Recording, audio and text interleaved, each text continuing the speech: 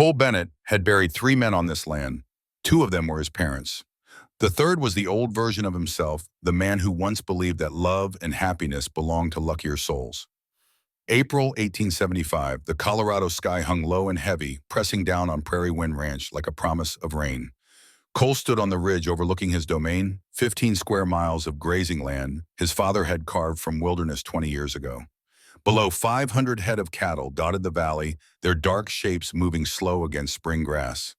30 horses grazed near the barn. 12 hired men worked the fence lines, their distant figures bent against wind that carried the scent of coming storm. His father had spent 20 years building this empire. 9 years ago, he'd placed it on Cole's shoulders with his dying breath. Now it felt less like inheritance, more like sentence. The weight settled familiar on his chest. 32 years old, no wife, no children. No one to pass this legacy forward to except Blake, his younger brother, who cared more about wild horses than responsibility. Cole turned his back on the view and walked down toward the ranch house. His boots found purchase on familiar stone, each step a memory. His father had taught him to walk this path in darkness. Now he could do it blind. The main house rose 2 stories of logs weathered silver by mountain sun and winter snow. Smoke curled from the stone chimney. Through windows glowing orange with lamplight, he could see movement.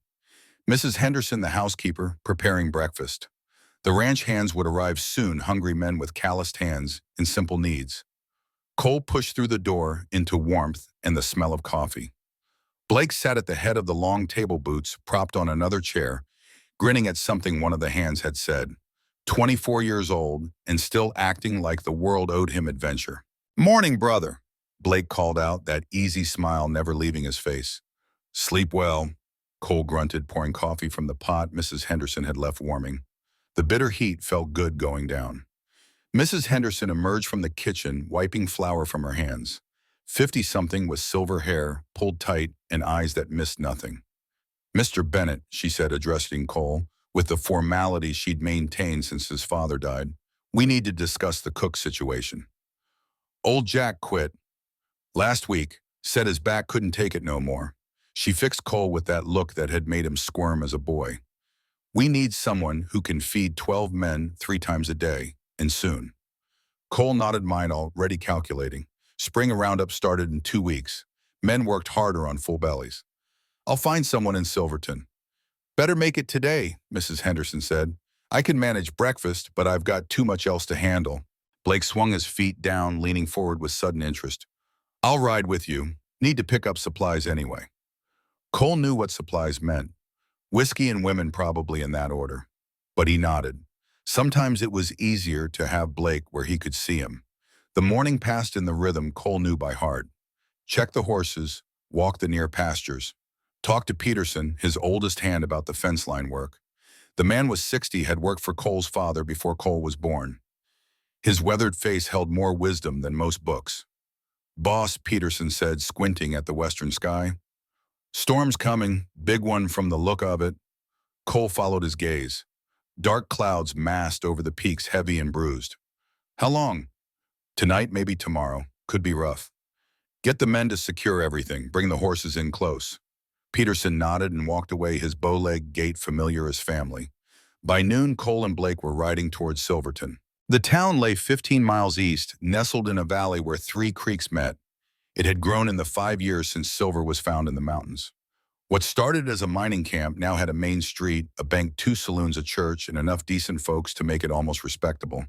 The wind picked up as they rode, carrying the metallic scent of coming rain. Cole's horse, a big bay gelding named Ranger, moved steady beneath him. Blake rode alongside on a flashy paint, the kind of horse that looked good but lacked sense. "You ever think about leaving?" Blake asked suddenly. Cole glanced at him. "Leaving where?" "The ranch, this life, all of it." "Every day," Cole said, honest because Blake was his brother.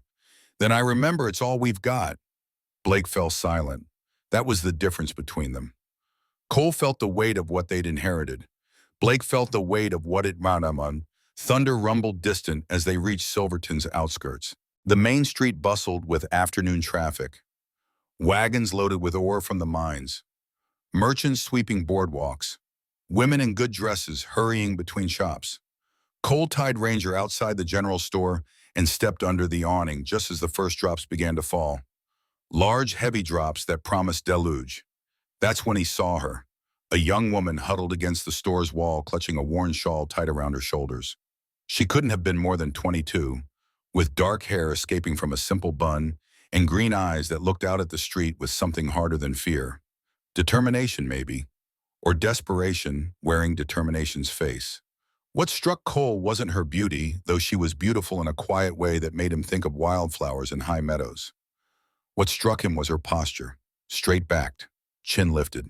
Despite the rain, despite whatever circumstances had brought her to shelter under a stranger's awning, she stood like someone who refused to bend.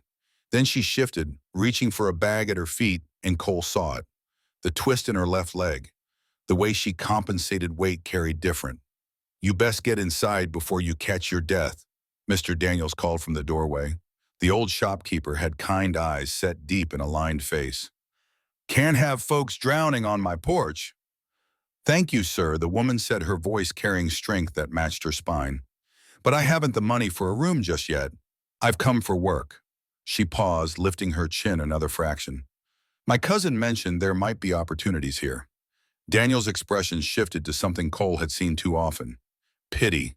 It crawled across the old man's features like oil on water. "Work's hard to come by for a young woman in these parts." His eyes drifted to her leg, then away quick, ashamed. Especially for a cripple," the woman finished, her voice stronger than ever. "It's all right, sir. I've heard worse." She straightened, impossibly taller.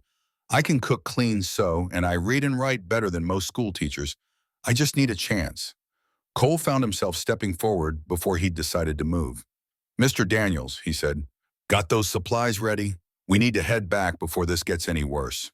Three riders approached through the rain horses, massive against the storm's gray backdrop. Cole had left Blake to handle his own business. Now he swung down from Ranger with the fluid ease of a man who'd been born in the saddle. As he stepped onto the porch, he removed his hat, revealing dark hair and a face weathered by sun and wind that made him look older than his years. His eyes, startling blue even in the dim light, met the woman's. For a moment, neither spoke. He saw something in those green eyes. Not plea, not hope. Just frank assessment, woman to man equals measuring each other. "Cole Bennett," he said, offering a nod instead of his rain-soaked hand. Old habits from his father. A man's word mattered more than his grip. "Emma Harrison," she replied, and he noticed she didn't curtsy or simper or do any of the things women usually did. She met his eyes steady. "You're new to Silverton." "Not a question. Just arrived today. Came from St. Louis." "Long journey." 3 weeks. 3 weeks alone on the road, for a woman with that leg. Cole felt something shift in his chest, recognition of a strength he understood, the kind that came from having no choice but to be strong. Mr. Daniels emerged with parcels wrapped in oilcloth. "Mr. Bennett, this young lady's looking for work. Says she can cook and such." Cole studied Emma Harrison. Really studied her. Not the leg, not the worn dress or the way rain had plastered hair to her cheeks. He studied the set of her jaw, the directness in her gaze, the way she stood, despite being exhausted and wet, and probably scared, though she'd die before showing it. Prairie Wind had lost their cook. Mrs. Henderson needed help.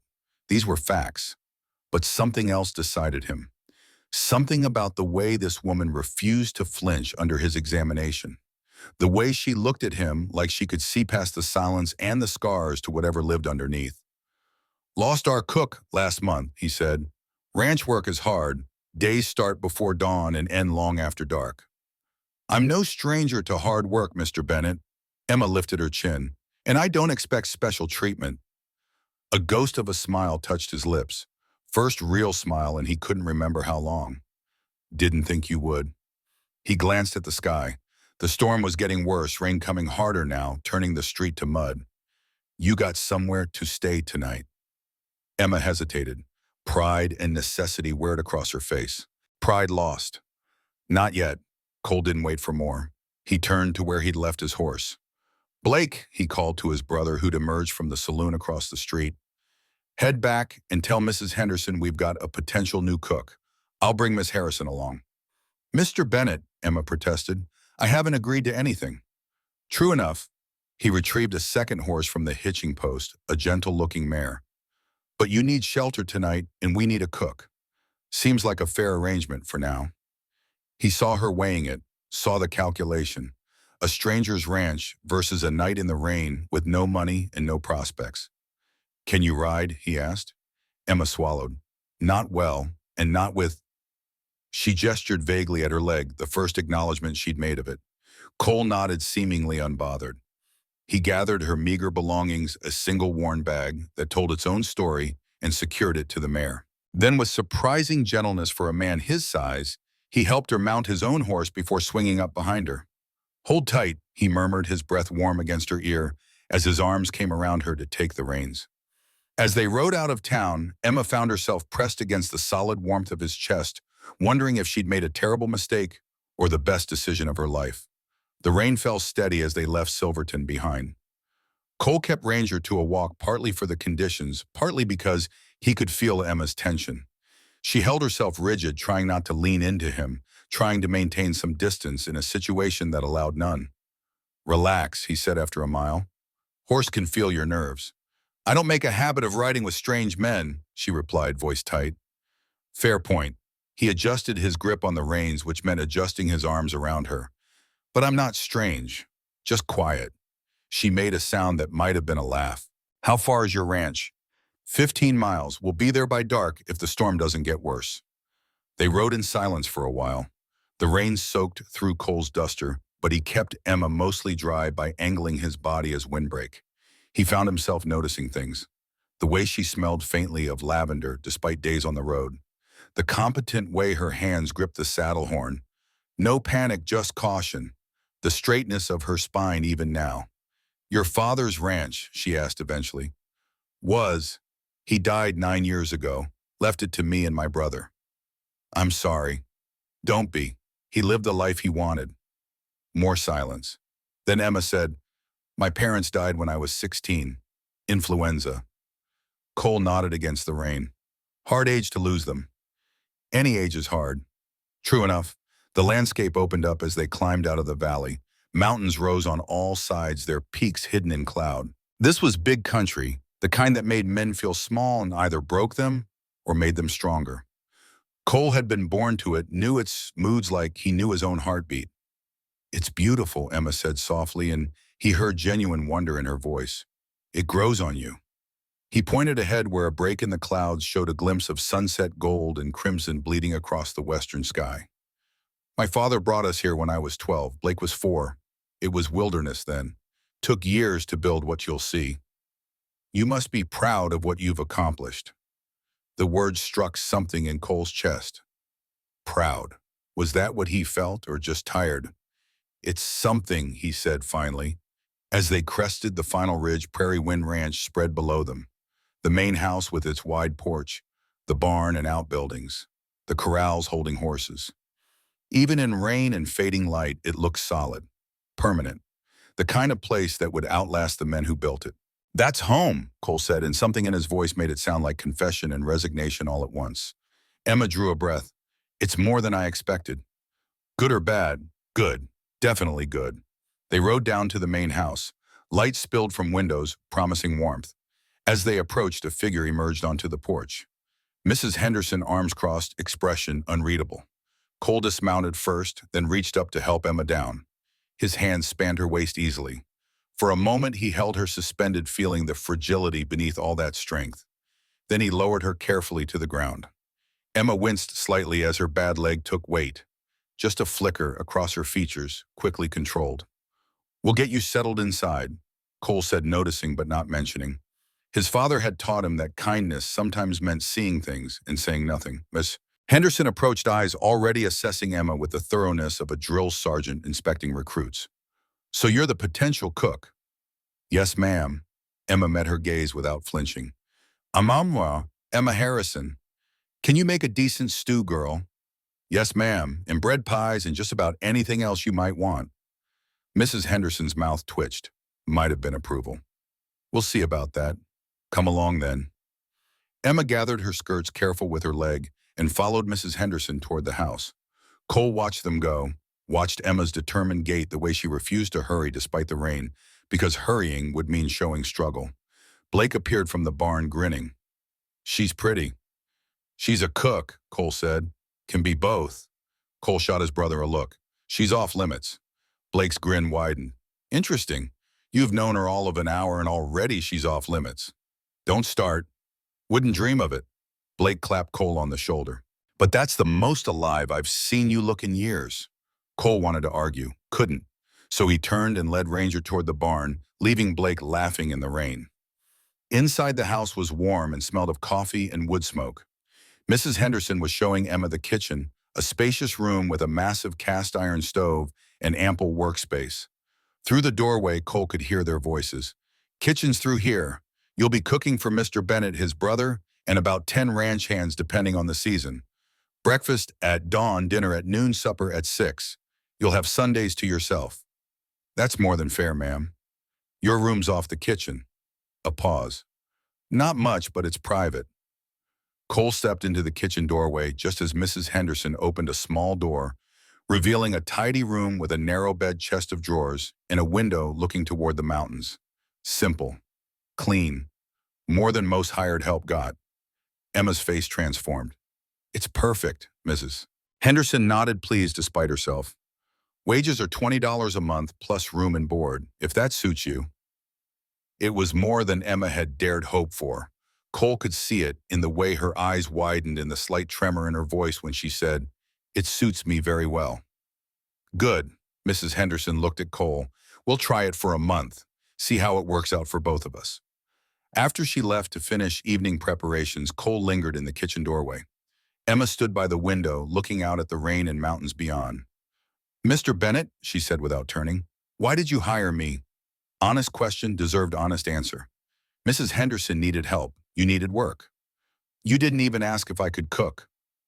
Didn't need to. Now she turned confusion clear on her face. How could you possibly know? Cole moved into the kitchen, poured 2 cups of coffee from the pot always warming on the stove. He handed her one. Your hands, they've got burn scars. Grease splatters. You've spent time in kitchens.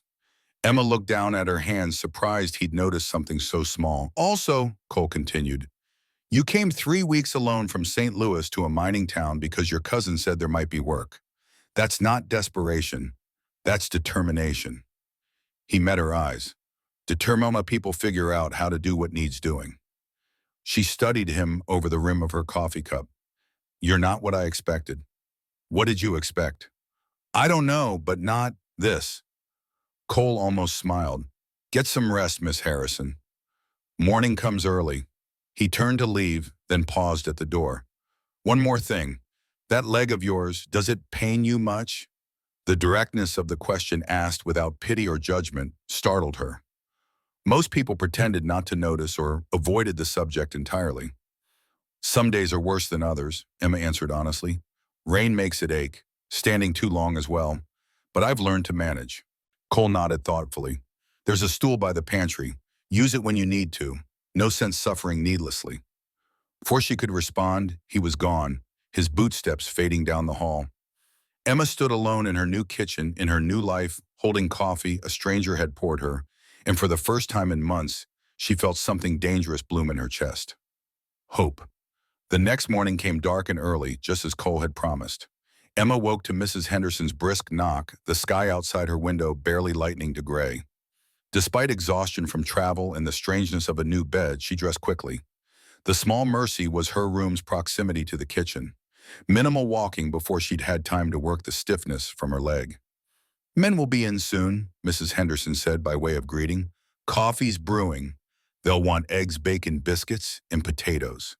Think you can manage? Absolutely. For the next hour, Emma worked steadily, finding rhythm in the well-organized kitchen. The stove was temperamental but responsive once she learned its moods. By the time Boots stomped on the porch outside, she had platters of food ready and biscuits browning in the oven. The ranch hands filed in mumbling good mornings as they helped themselves to coffee. Emma studied them quickly. Working men with sun-darkened faces and calloused hands. The kind who measured worth in results, not words. Cole entered last hair damp from washing shirt sleeves rolled to reveal forearms roped with muscle. He nodded to Emma, his expression unreadable, then took his place at the head of the long table. Smells good, he said simply as she placed a plate before him. The meal passed in a blur of activity. Emma served refilled coffee cups, pulled fresh biscuits from the oven. She was grateful for the kitchen's layout, which allowed her to minimize movement while keeping everything within reach. The ranch hands ate with single-minded focus, offering grunts of appreciation between bites. As the men finished and headed out to begin their day's work, Cole lingered at the table cradling his coffee cup. When they were alone, he looked up at Emma. "Everything satisfactory?" he asked. "Yes, thank you. Everyone's been very kind." He watched her work for a moment, gathering dishes with efficient movements. "Your leg, does it pain you much?" The question asked so directly again still caught her off guard. "I told you last night, some days worse than others." The stool by the pantry. Use it. It wasn't suggestion. It was instruction given by a man who noticed things and acted on them. Emma found herself nodding. Cole stood chair, scraping against wood floor. "I'll be checking fence lines today. Back by supper." He paused at the door. "You did good this morning, Miss Harrison." Then he was gone, leaving Emma with dirty dishes and a warmth in her chest that had nothing to do with the stove. The week settled into routine. Emma rose before dawn, prepared meals, cleaned, and slowly learned the rhythm of ranch life. The work was hard but honest. The men were respectful. Mrs. Henderson proved a demanding but fair teacher. And Cole was a mystery Emma found herself wanting to solve. He spoke little, but when he did, his words carried weight. He noticed things. The way Emma favored her leg after long days, the books she read in evening lamplight, the small improvements she made to kitchen organization. One afternoon a week into her employment, Cole entered through the kitchen's back door carrying something Emma couldn't immediately identify. A wooden object, three-legged and sturdy. "Mr. Bennett," she said, looking up from kneading bread dough. "Got a moment?" He placed the object on the table. A stool, she realized. But unlike the simple milking stool already in the kitchen, this one had a padded leather seat and polished finish. The work of someone who knew woodcraft. "Noticed you were using that old stool when your leg troubles you," Cole said, not quite meeting her eyes. "Thought this might be more comfortable. Had it in the storeroom." Emma stared at the stool, then at Cole. The thoughtfulness of the gesture caught her completely off guard. This wasn't something thrown together. This was crafted, planned. "Thank you," she said softly. "That's very kind." He shrugged, looking almost embarrassed. "Just practical. Need our cook in good working order." He turned to leave, then paused at the door. "The apple pie yesterday, it was good. Best I've had since my mother's." With that, he was gone, leaving Emma staring after him, with flour on her hands and tears threatening her eyes. A strange warmth spread through her chest that had nothing to do with the heat of the stove. That evening, as she served supper, Emma found herself more aware of Cole's presence than before. He sat at the head of the table, speaking little but listening intently to his men's reports on the day's work. There was quiet authority in his manner, confidence without arrogance. Blake, seated at Cole's right, dominated conversation with tales of a wild horse he'd spotted in the north pasture. "Beautiful creature," he enthused, "black as midnight with a white star on his forehead. I'm going to catch him." "That stallion's been running these hills for years," Peterson commented. The old ranch hand sat near the foot of the table, his weathered face creased with experience. "Many have tried to catch him. None succeeded." "None of them were me," Blake replied with a grin. Cole shook his head slightly. "We have plenty of horses that need attention without chasing wild ones through the mountains. Where's your sense of adventure, brother?" Blake's tone was light, but Emma detected an undercurrent of tension. "Adventure doesn't keep the ranch running," Cole replied evenly, "or pay the men." An uncomfortable silence fell over the table. Emma quickly intervened, bringing out fresh baked berry cobbler that drew appreciative murmurs and effectively changed the subject. Later, as she washed dishes, she heard boots on the porch and glanced up to see Cole leaning against the doorframe watching her. "You shouldn't have to work this late," he said. "I don't mind. It's peaceful after the day's bustle." Emma dried her hands on a towel. "Was everything to your liking?" "More than satisfactory." He entered the kitchen, fully moving to stand near the stove where coffee still kept warm. "May I?" "Please help yourself." He poured a cup, then, after a moment's hesitation, gestured to the table. "Would you join me if you're not too tired?" Surprised, Emma nodded and took a seat. Cole poured a second cup and placed it before her before sitting across the table. "Mrs. Henderson speaks highly of your work," he said after a moment. She's been very helpful in showing me how things are done here. Cole nodded, turning his cup slowly between his hands. And how are you finding Prairie Wind? It's wonderful, Emma answered honestly. I've never lived somewhere so beautiful. It grows on you. A small smile softened his features. My father brought us here when I was 12. Blake was just 4. It was wilderness then. Took years to build it into what you see now. You must be very proud of what you've accomplished. His eyes met hers, intense and searching. I am. This land, it gets in your blood. Becomes part of you. He paused. Your family. They're in St. Louis still. Emma looked down at her cup. I have cousins there, but we're not close. My parents died of influenza when I was 16. After that, I was more of a burden than family to my relatives. Because of your leg. It wasn't a question. Partly, and partly because I was another mouth to feed. She shrugged, trying to appear unconcerned, though the memory still stung. My cousin Martha took me in, but it was clear I wasn't welcome. I worked as a seamstress, gave most of my earnings to help with expenses, but it was never enough. Cole's jaw tightened. Some people lack common decency. They had their own troubles, Emma said, though she appreciated his indignation on her behalf. But when Martha mentioned Silverton was growing, I saved every penny until I had enough for the journey. I needed to make my own way. That takes courage, Cole said quietly. Or desperation, she replied with a small smile. Maybe both. His eyes held hers. But I'm glad you came. They talked for nearly an hour, the conversation flowing more easily than Emma would have expected. Cole spoke of the challenges of ranching in the high country, the harsh winters and dry summers. He described his plans for expanding their cattle operation, improving the bloodlines of their horses. Though he spoke modestly, Emma could hear the pride and passion in his voice. When he finally rose to leave, Cole hesitated, as if wanting to say something more. Instead, he simply nodded. Thank you for the coffee, Miss Harrison, and the conversation. You're welcome, Mr. Bennett. Any time. After he left, Emma remained at the table reflecting on their conversation. Cole Bennett was not what she'd initially thought. Not simply stern and reserved, but thoughtful, intelligent, and deeply committed to his responsibilities.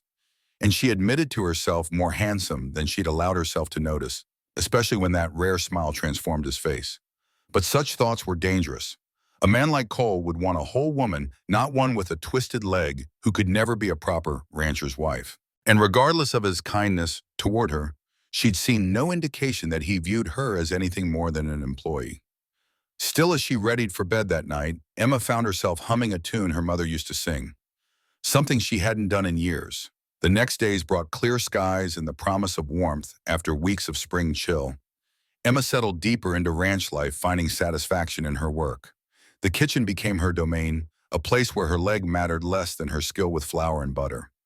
Cole remained politely distant, speaking to her mainly about practical matters. Supplies needed from town, the number of men to feed, preferences for certain dishes. Yet Emma often caught him watching her when he thought she wouldn't notice his expression unreadable. Blake, by contrast, made a point of seeking her out. He'd linger after meals, telling stories that made her laugh, or bring wildflowers he claimed to have just happened upon during his rides. His attention was flattering, though Emma maintained careful reserve. She'd learned early that men might flirt with the limping girl, but they rarely meant anything serious by it. Then came the afternoon that changed everything. Emma was kneading bread dough when Blake appeared, dressed for riding in leather vest and chaps, a bandana loosely tied around his neck. Good afternoon, Emma, he said, helping himself to coffee. He'd long since abandoned formality despite Cole's disapproval. Good afternoon, you're up early. Going after that wild stallion today. His eyes sparkled with excitement. Want to come watch? I could saddle a gentle mare for you. Emma laughed, shaking her head. I have bread to bake and dinner to prepare. Besides, I'm not much of a rider. Because of your leg. When she nodded, he shrugged. That shouldn't stop you. I could teach you another time. Perhaps. Blake leaned against the counter, watching her work. You know you're different from most women I've met. How so, son? They usually jump at any invitation I offer. Emma kept her eyes on the dough. Perhaps I'm just more dedicated to my position. Or perhaps you've already set your sights elsewhere. Blake's gaze turned speculative. I've noticed how you look at my brother. Emma nearly dropped the bowl she was holding. I don't know what you mean. No, Blake grinned. I've seen the way your eyes follow him when he enters a room, the way you smile when he speaks to you. Mr. Bennett is my employer, Emma said firmly, feeling heat rise in her cheeks. Nothing more. If you say so, Blake pushed away from the counter, grabbing an apple from the bowl on the table. But I should warn you, Cole hasn't looked twice at a woman since Victoria Sterling rejected his proposal 5 years ago, said she couldn't bear the isolation of ranch life. The revelation sent an unexpected pang through Emma's heart. I wasn't aware of Mr. Bennett's personal history, nor is it my business. Just thought you should know. Blake took a bite of the apple, speaking around it. Cole's a good man, but he's closed himself off. Puts everything into this ranch, nothing into living. He winked.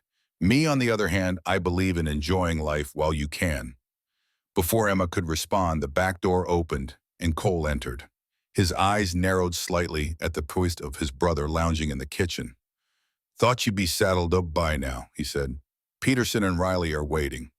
Just getting some sustenance for the hunt, Blake replied, holding up the apple. He winked at Emma. Think about what I said. After he left, Cole turned to Emma, his expression questioning. Everything all right? Fine, she replied, turning back to her work to hide flushed cheeks. Your brother was just being friendly. Something like concern flickered across Cole's face. Blake can be overly friendly at times. If he ever makes you uncomfortable, he doesn't, Emma assured him quickly. He's been nothing but kind. Cole nodded, though he didn't look entirely convinced. I'll be in town today. Need anything from the mercantile? They discussed supplies for a few minutes, the earlier awkwardness fading. As he prepared to leave, Cole paused. Would you like anything for your cell book? And perhaps I've noticed you reading that worn novel of yours several evenings. The fact that he'd noticed such a detail surprised her. I would love something new to read, if it's not too much trouble. No trouble at all. His voice softened. Any preferences? I enjoy stories of adventure and poetry. She smiled shyly. Escape, I suppose. Cole's eyes held hers for a long moment. We all need that sometimes, he said quietly before bidding her good day. After he left, Emma found herself distracted as she worked her thoughts alternating between Cole's thoughtfulness and Blake's warning about his brother's closed heart. By mid-afternoon, the men had returned from their morning work for dinner. Blake was notably absent, still out on his quest for the wild stallion. As Emma served hearty stew, Peterson mentioned storm clouds building in the west. Could be a bad one, he commented. Barometer's falling fast. Another hand nodded agreement. Wind's picking up too. Young Blake best get back before it hits. Worry creased the foreheads of several men. Mountain storms could develop quickly and turn dangerous, especially in the higher elevations where Blake had gone hunting for the wild horse. The meal continued with subdued conversation, the men eating quickly before heading back out to secure equipment and animals before the storm hit. Cole, who had returned from town just before dinner, remained at the table after the others left, his expression growing more concerned as he glanced out the window at the darkening sky. He should have been back by now, he said almost to himself. Emma, clearing dishes, paused beside him. Perhaps he found shelter somewhere. Cole shook his head. There's nothing in that direction except the old McCulwiff cabin, and it's more ruin than shelter these days. He stood abruptly.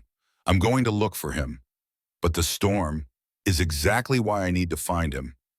Cole was already moving toward the door. If he's injured or lost.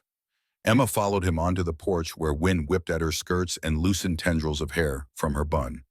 At least take someone with you. It's too dangerous to go alone. The men are securing the ranch. I can't spare them. He turned to face her, his eyes reflecting the turbulent sky. Don't worry, I know these mountains better than anyone. Before she could protest further, he strode toward the barn. Minutes later, he emerged on horseback, a rifle secured to his saddle and saddlebags likely packed with emergency supplies. As he rode past the house, he raised a hand in farewell, then urged his horse into a gallop toward the gathering storm. Emma watched until he disappeared into the trees, an inexplicable dread settling in her heart. She'd known these men barely 2 weeks yet. The thought of either of them injured or worse in the mountains caused her physical pain. Mrs. Henderson appeared beside her, the housekeeper's usual stoic expression replaced by worry. Come inside, girl. Standing out here won't bring them back sooner. For the next several hours, Emma tried to focus on preparing supper, but her attention constantly drifted to the windows. The storm hit with full force, rain lashing against glass, thunder shaking the house to its foundations, lightning illuminating the yard in brief, stark flashes. The ranch hands who came in for the evening meal were soaked and somber, their conversation revolving around the missing Bennett brothers. Cole will find him, Peterson said with conviction. Never known a man with better sense of direction or more determination. Others nodded agreement, but as evening wore on with no sign of either man, even the most optimistic grew quiet. After the men had eaten and returned to the bunkhouse, Emma remained in the kitchen, unable to retire while two men were still out in the storm. Mrs. Henderson brought her a shawl as the night air grew chill. "You should rest," she said gently.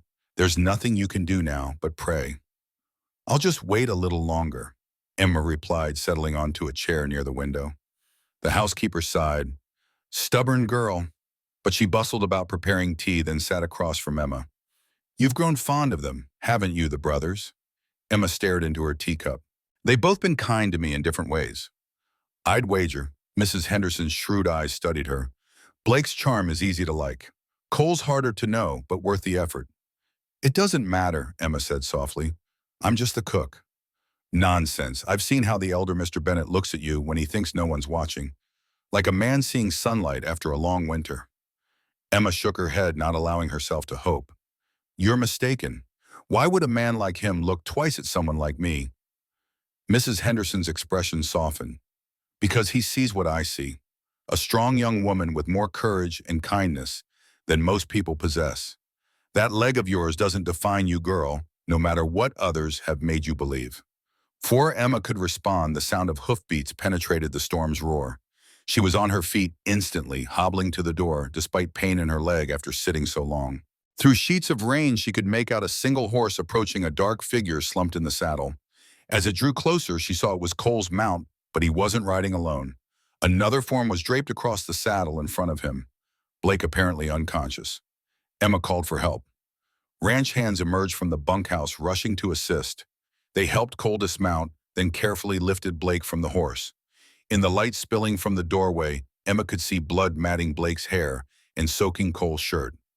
"Get him inside," Cole ordered, his voice hoarse with exhaustion. "Careful of his leg. Think it's broken." They carried Blake into the house and laid him on the dining table as Mrs. Henderson quickly cleared it. The younger Bennett's face was ghostly pale beneath dirt and blood, his breathing shallow. "Found him at the base of a ravine," Cole explained as he cut away Blake's torn clothing. "Horse must have spooked in the storm and thrown him. He was unconscious when I got there." Emma moved to help, bringing clean water and cloths. "We should send for the doctor." Cole shook his head grimly.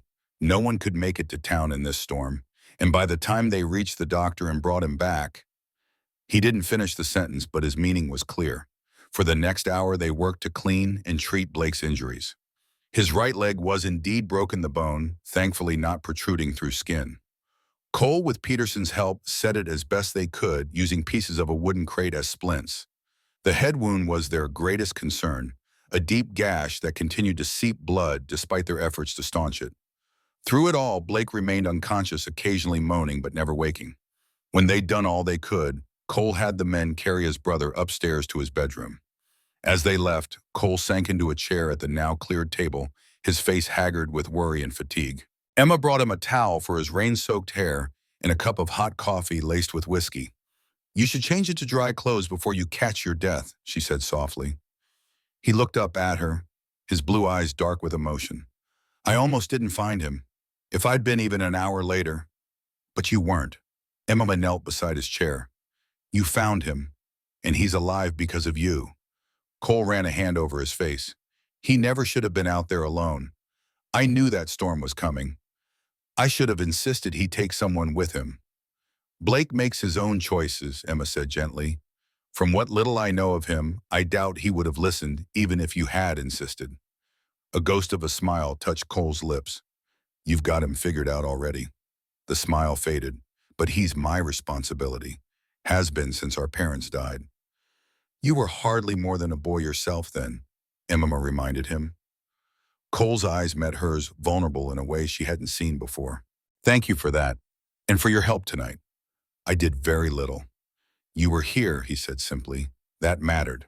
The intensity of his gaze made Emma's heart quicken. For a moment, she thought he might say something more. Instead, he rose wearily to his feet. I should sit with him, in case he wakes. I can take turns with you, Emma offered. You need rest too. Cole looked like he might refuse, then nodded. Wake me in a few hours then, or sooner if there's any change. After he left, Emma sank into a chair, suddenly aware of her own exhaustion. The night's events had revealed a side of Cole she hadn't fully appreciated before.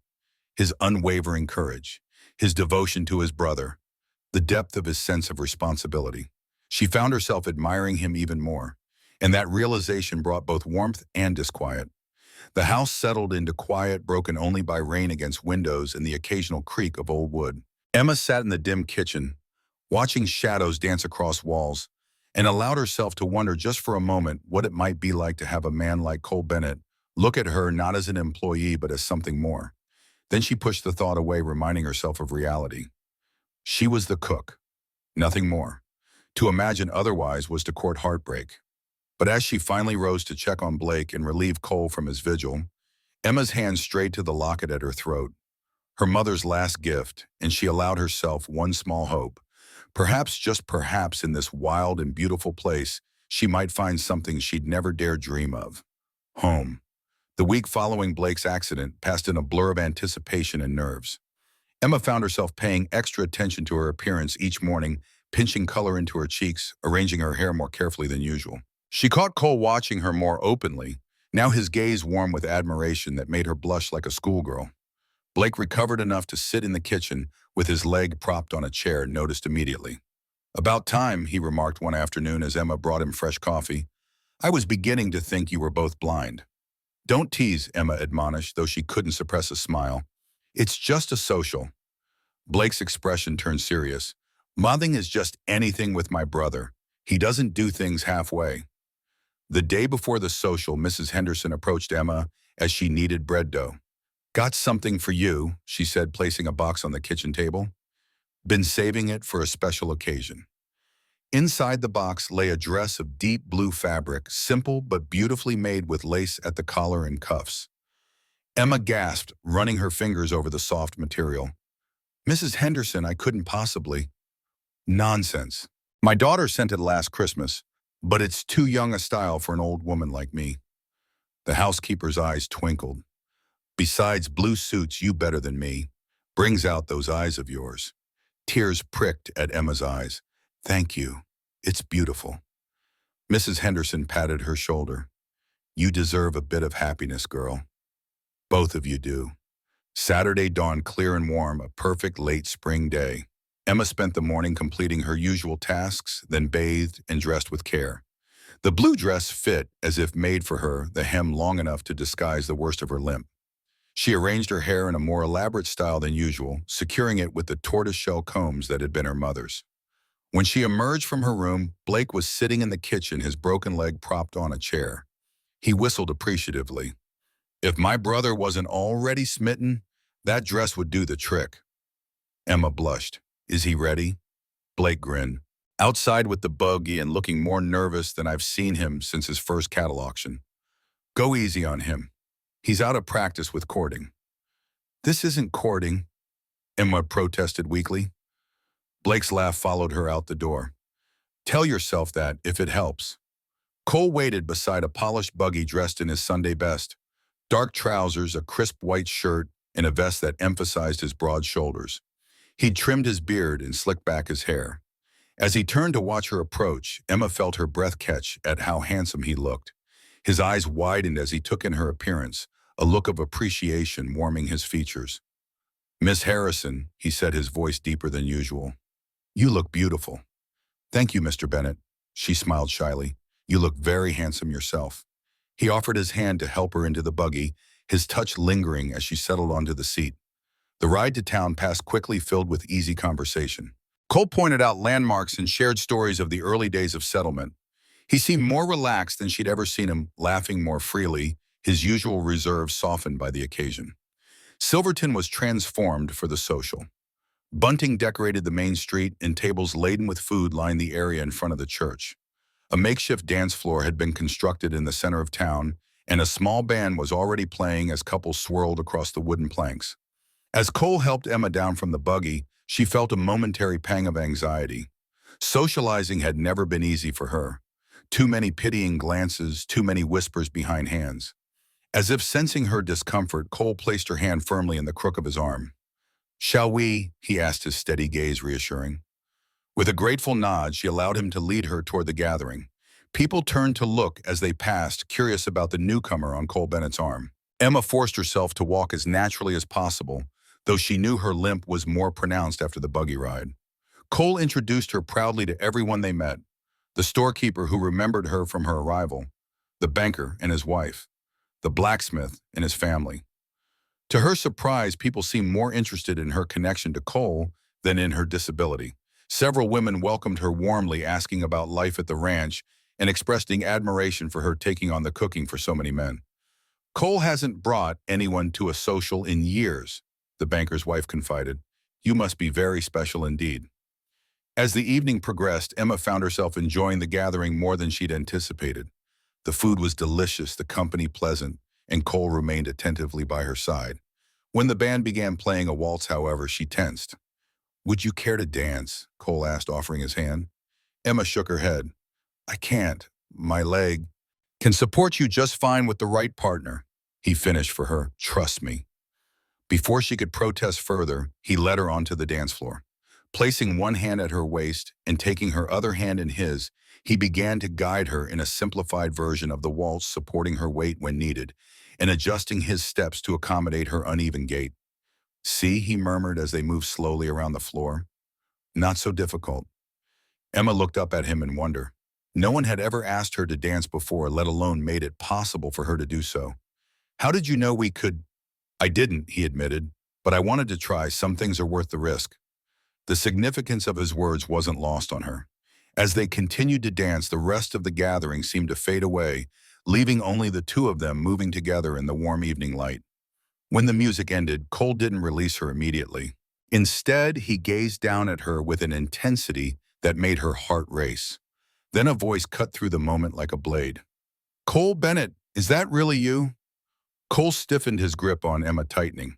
A woman approached, late 20s, exquisitely dressed in a way that spoke of money and city refinement. Dark hair in an elaborate updo. Expensive gown that made Emma's borrowed dress look shabby by comparison.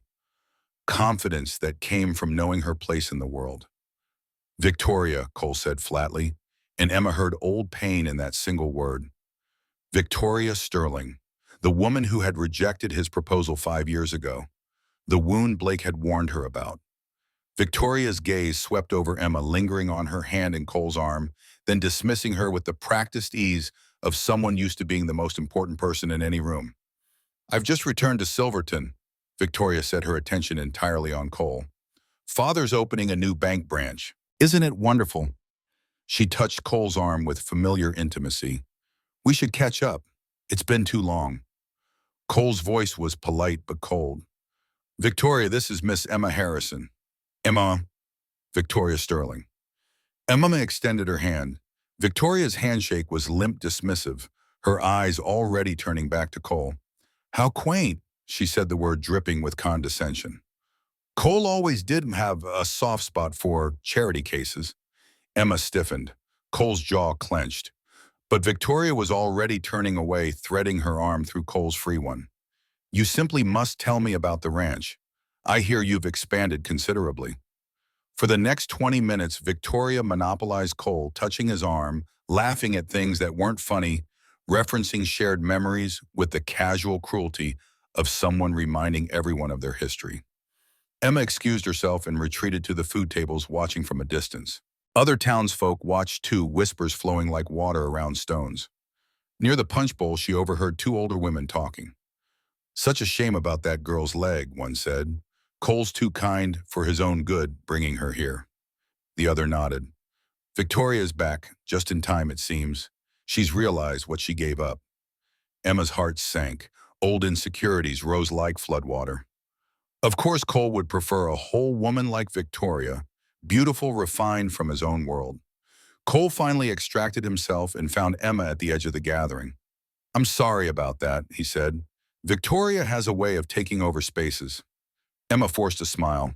"It's fine, she's very beautiful." Cole frowned. "Emma, Victoria's voice carried across the crowd.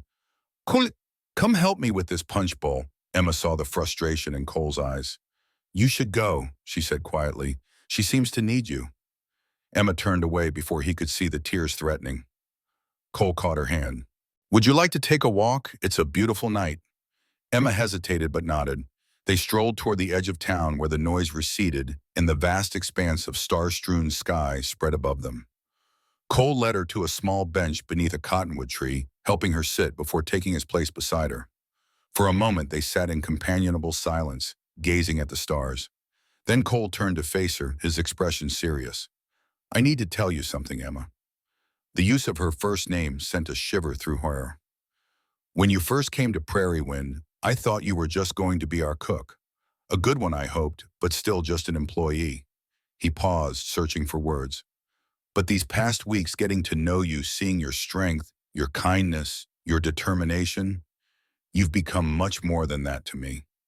Emma's breath caught in her throat. Please let me finish.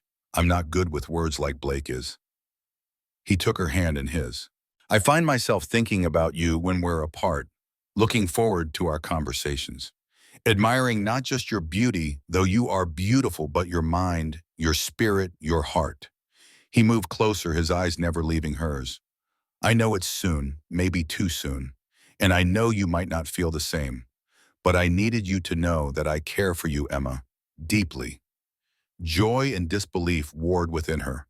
I don't understand, she whispered. You could have any woman. Why would you choose someone broken like me? Pain flashed across Cole's face. Is that truly how you see yourself, as broken? It's how everyone sees me, she replied, tears threatening. The limping girl good enough to cook and clean, but not to love. Not everyone, he said firmly, not me. He cupped her cheek with his free arm. You walk with a limp, yes, but that doesn't define you any more than the scar on my back defines me. You have a scar. Ranch accident years ago. Does knowing that make me broken in your eyes? Of course not. Then why would your leg make you broken in mine? His thumb brushed away a tear that had escaped down her cheek. The first time I saw you standing in the rain, chin up despite everything, I admired your courage. And every day since I've found more to admire. He leaned closer, his voice dropping to a near whisper. You walk right into my heart, Emma Harrison. Limp and all. Before she could respond, his lips met hers in a kiss so gentle it brought fresh tears to her eyes. She found herself responding instinctively, her hand moving to his shoulder as the kiss deepened, becoming a promise of possibilities neither had dared hope for. When they finally parted, Cole rested his forehead against hers. I'm not asking for an answer tonight, just for a chance, to court you properly, to show you that you deserve to be cherished exactly as you are. Emma's heart felt too full for words. Instead, she answered by initiating another kiss, pouring into it all the feelings she'd been afraid to acknowledge. Her admiration for his strength and integrity, her appreciation for his kindness, her growing love for the man who saw beyond her limitations to the woman beneath. Under the vast Colorado sky, with the distant sounds of the social mingling, with the whisper of leaves above them, Emma felt something long dormant within her bloom to life. Hope. The ride back to Prairie Wind was quiet, but charged with new awareness. Cole held the reins in one hand, his other arm around Emma, drawing her close against the evening chill. They spoke little, both processing the shift in their relationship, content for now to simply be together. At the ranch, lights still burned in the main house despite the late hour. As Cole helped Emma down from the buggy, Blake appeared on the porch, crutches thumping against the wooden boards. About time you two returned, he called, grinning. Was beginning to think you'd eloped. Cole shook his head at his brother's teasing, but his hand remained at Emma's waist, a public declaration of his intentions that wasn't lost on Blake. I see the evening was a success, Blake commented as they joined him on the porch. His smile held genuine happiness, though Emma thought she detected a hint of wistfulness in his eyes. After Blake retreated inside, Cole turned to Emma, taking both her hands in his. Thank you for tonight, he said softly. It meant more than I can say. For me as well, she replied. Cole leaned down to kiss her again, a gentle promise sealed under the star-filled sun. The following week passed in a state of joyful disbelief. Cole courted her with a thoroughness that both charmed and overwhelmed her. Wildflowers appeared on her kitchen table. Books from his personal library found their way to her room. He took her on picnics to his favorite spots on the ranch, always careful, always respectful, showing his growing affection through consistent, thoughtful care. Blake watched their blossoming relationship with evident approval, though as his recovery progressed and he regained his mobility, Emma sensed a restlessness in him. One evening as she helped him exercise his healing leg on the porch, he confided his thoughts. "I'm thinking of leaving Prairie Wind," he said abruptly. Emma's hand stilled. "Leaving, but why? This is your home." "It's Cole's home," Blake corrected gently. "It's always been his dream, not mine." He gazed out at the mountains painted gold by the setting sun. "That accident made me realize some things. I've been living in my brother's shadow, sometimes resenting it, but never brave enough to step out on my own." "Where would you go?" "California, maybe, or Oregon, somewhere I can build something for myself." He smiled ruefully. "Besides, three is a crowd, especially when two are falling in love." "Cole would be devastated if you left," Emma said, knowing it was true. Despite their differences, the brothers shared a deep bond. "He has you now," Blake said. "He'll understand eventually." A few days later, as Emma and Blake sat on the porch discussing his California plans, the sound of hoofbeats drew their attention. An elegant carriage pulled up to the house, driven by a liveried coachman. The door opened, and Victoria Sterling stepped out dressed as if for a society ball rather than a ranch visit. "Good evening," she called brightly. "I hope I'm not intruding." Emma felt her stomach tighten. Blake's expression darkened. "Miss Sterling," Emma said, forcing politeness. "Mr. Bennett is checking the north pasture. He should return shortly." "Oh, I didn't come to see Cole," Victoria said with a smile that didn't reach her eyes. "I came to call on you, Emma." "May I come in?" Emma had no choice but to invite her inside. Mrs. Henderson appeared in the doorway, her face set in disapproving lines, but she brought tea nonetheless. Victoria settled herself in the parlor as if she owned the place, smoothing her expensive skirts. "What a charming home," she said, her tone suggesting it was anything but. "So rustic." "It suits us," Emma replied carefully. "I'm sure it does." Victoria sipped her tea, studying Emma over the rim of her cup. "I wanted to apologize for the social. I fear I monopolized Cole's attention. Old friends, you know, we have so much history. There's no need to apologize." "You're very gracious." Victoria set down her cup. "I also wanted to be honest with you. Cole and we were very close once. Engaged, in fact." "I'm aware." "Are you?" Victoria's eyes glittered. "Did he tell you why I left?" Emma said nothing. "I was young and foolish. I thought I needed city life, society culture. But I've realized over these 5 years that what I need is Cole." Emma's hands clenched in her lap. "Mr. Bennett has made his feelings clear." "Has he?" Victoria leaned forward. "Or is he simply being kind? Cole has always had a generous heart. He takes in strays, you know. Injured animals, lost causes." The words struck like physical blows. Emma felt her face flush. "I think you should leave," she said quietly. Victoria stood, smoothing her skirts. "I'm not trying to be cruel, Emma. I'm trying to be honest. Cole needs a proper wife, someone who can stand beside him in society, host gatherings, represent Prairie Wind. Not someone who—" She let the sentence hang, her meaning clear. "Someone who limps," Emma finished, her voice barely above a whisper. "I was going to say someone who understands his world," Victoria said smoothly. "But yes, if we're being frank, there are practical considerations. Ranch life is demanding. A wife needs to be able to keep up." Emma's hands shook in her lap. Victoria moved to the door, then paused. "If you truly care for him, you'll let him go, before he realizes what a mistake this is and has to hurt you by ending it himself. Save you both the pain." After she left, Emma sat alone in the parlor, Victoria's words echoing in her mind like poison.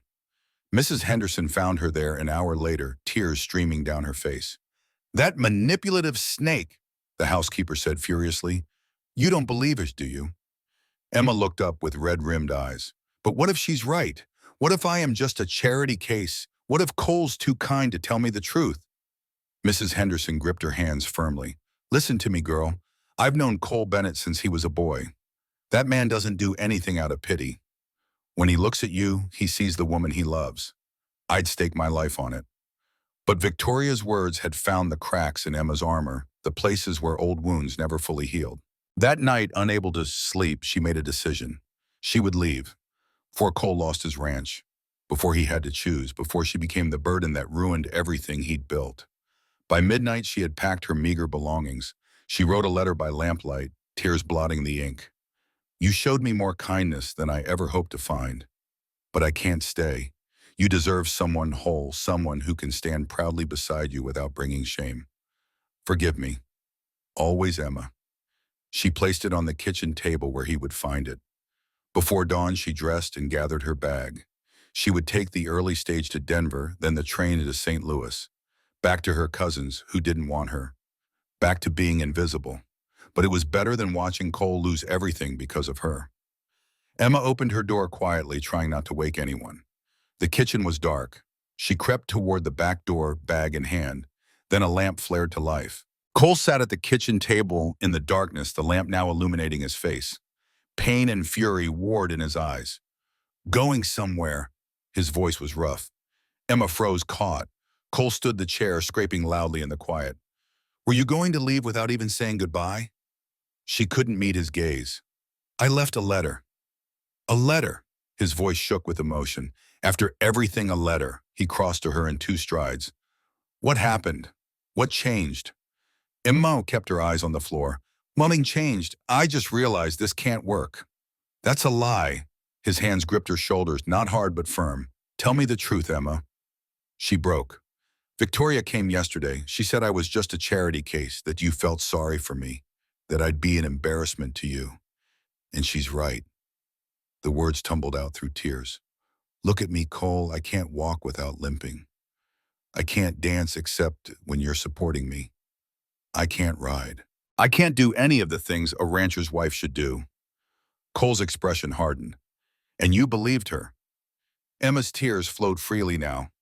She said things I already knew, things I've known my whole life. Cole grabbed her shoulders more firmly. Stop, just stop. His voice was fierce. Do you know what I see when I look at you? Emma shook her head, unable to speak. I see a woman who traveled 3 weeks alone to a strange place to make her own way. I see someone who gets up every morning before dawn and works harder than most men I know. I see intelligence, kindness, courage. His hands moved to frame her face. You think your leg is all I notice, Emma? I barely notice it. And when I do, I'm reminded of the strength it took to become who you are despite it. His voice dropped. I love you. Not despite your leg. Not in spite of it. I love all of you. Every part. Emma shook her head, but he continued. Victoria doesn't matter. What she thinks. What anyone thinks. The only thing that matters is what you think. Do you love me, Emma? Through her tears, Emma whispered, yes. God help me, yes. Cole's expression softened. Then that's all that matters. Everything else, Victoria, the gossips, anyone who has a problem with us, they can go to hell. He pulled her into his arms, holding her as she sobbed against his chest. Don't ever try to leave me again, he said into her hair. Promise me. I promise, Emma whispered. Cole tilted her face up, kissed her, deeply tasting salt from her tears. When they parted, both were breathless. I won't lose you, he said firmly. Not to Victoria's poison, not to your fears, not to anything. Morning light was beginning to creep through the windows. Mrs. Henderson appeared in the doorway, saw them, embraced, smiled knowingly, and retreated. Cole led Emma to the table, sat her down, poured coffee with hands that shook slightly from emotion. There's something else, he said. Something I need to tell you. Emma braced herself. Yesterday, before Victoria came, I had a visitor, Mr. Sterling, Victoria's father. Cole's jaw tightened. He's the banker who holds my ranch loan, $3,000 due at the end of October.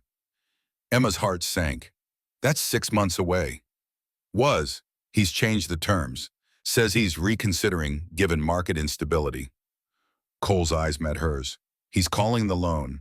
I have 30 days to pay in full or he forecloses. The pieces fell into place. Because of us. Because you chose me over Victoria. This started before that, Cole said. But yes, I think that accelerated things. Emma stood, agitation making her forget her leg for a moment. She stumbled. Cole caught her, steadied her. What will you do? I don't know yet. He looked at her intently. But whatever happens, we face it together. Understood. Emma wanted to argue to insist she should leave to solve this, but she'd promised. And more than that, she believed him. They would face it together. The next days were a blur of desperate planning. Cole met with the lawyer in town, a Mr. Harrison who'd known his father. The legal reality was grim. Sterling had legitimate grounds. A missed payment, the previous February, 2 weeks late, gave him the right to accelerate the loan under the contract's fine print. Cole's options were limited. Pay $3,000 in 30 days impossible without selling cattle at spring prices. Sell part of the ranch, which defeated the purpose of saving it. Find an investor, which meant losing control. Or marry Victoria and have Sterling forgive the debt. That last option hung unspoken in the air. Emma watched Cole struggle with it, saw the weight pressing down on him. 9 years of work, his father's legacy, everything he'd built threatened. One evening she found the courage to say what she'd been thinking. Cole, if marrying Victoria would save the ranch. His eyes blazed. Don't even suggest it. But your legacy. You are my legacy, he said fiercely. The ranch is just land. You're my future. Blake, who'd been listening from the doorway, limped in on his cane. There's something I need to say. Both turned to him. Cole, you've spent 9 years keeping this ranch for me. But did you ever ask what I wanted? Cole's expression hardened. This is family. No, Blake interrupted. This is your family. Your dream, not mine. He took a breath. I want to go to California, start a horse breeding operation, build something that's mine, not inherited. The revelation hung in the air. I've been selfish, Blake continued, letting you sacrifice for something I don't even want. But watching you with Emma, I realized something. The ranch is just property. Family is people. He looked between them. Emma is your real family now, Cole. Fight for her. Let the ranch go if you have to. We'll build something new together. Cole stared at his brother, emotions warring across his face. Then Blake added quietly, besides, I have $800 saved for California. It's yours. Mrs. Henderson appeared. I have $200, my retirement fund. But family matters more. Over the next days, more help came. Peterson and the ranch hands pooled $300. The minister took a collection in town. People remembered Cole's father's kindness, wanted to help the son. By the deadline's eve, they had $2,800, still $200 short. Emma sat in her room, staring at her mother's jewelry box. Inside, a gold locket. Pearl earrings. Not much, but all she had left of her parents. She didn't hesitate. The next morning, she went to town and pawned them. The jeweler gave her exactly $200. When she returned, Cole was in the barn. She found him there, held out the money. Emma, no. This is our future, she said firmly. Our family. Memories live in hearts, not things. Cole pulled her into his arms, buried his face in her hair. I don't deserve you. Yes, she whispered. You do. They rode to Silverton together. Cole, Emma, and Blake carrying $3,000 in cash. They entered Sterling's bank with heads high. Sterling sat behind his massive desk, Victoria beside him, like a queen on a throne. $3,000, Cole said, placing the money on the desk. Full payment. Sterling's eyes glittered coldly. The contract specified payment 2 weeks ago. You're in default. Cole's voice was hard. The law says there's a 24-hour grace period for debt payment. Not for this type of contract. Sterling smiled cruelly. I'll see you at court tomorrow, Bennett. Bring your deed. You were but signing it over. He walked out, Victoria following with a triumphant smile. Emma stood frozen, staring at the papers Sterling had left behind. The original contract. She picked it up, began reading carefully, her seamstress-trained eyes noting every detail. Then her eyes widened. Cole, she said urgently, look at this. She pointed to a clause buried in the dense legal language. Cole leaned in, reading where she indicated. His expression shifted from defeat to hope. Blake moved closer. What is it? Emma's finger traced the words. Section 7, paragraph 3. In the event of dispute regarding payment terms, the debtor may render payment to the county clerk as neutral party, fulfilling contractual obligations regardless of creditor acceptance. Cole straightened, a slow smile spreading across his face. Sterling refused our payment. That's a dispute. And we have witnesses, Blake added. Everyone in that bank just saw him turn down $3,000. For the first time in weeks, Cole laughed, a real laugh that transformed his face. He swept Emma into his arms, spun her around despite her startled yelp. "You brilliant woman," he said, setting her down and kissing her soundly. "You just saved everything." The next day they would go to court. They would present their case, and they would fight, together. But for now, riding back to Prairie Wind in the late afternoon sun, $3,000 still in their possession, Emma allowed herself to believe that maybe, just maybe, they could win. Cole's hand found hers squeezed gently. "Whatever happens tomorrow," he said, "I want you to know something." "What?" "I'm going to marry you. Ranch or no ranch. Money or no money. Nothing will stop that." Emma's heart swelled. "Is that a proposal, Mr. Bennett?" "Not yet," he said with a smile. "When I propose properly, you'll know it." As they crested the ridge overlooking Prairie Wind, the ranch spread below them in golden evening light, Emma felt something settle deep in her chest. This was home. Not just the land, but the people. The love. And she would fight for it with everything she had. The Silverton Courthouse stood at the end of Main Street, a two-story structure of stone and timber that represented law and order in a town barely 10 years old.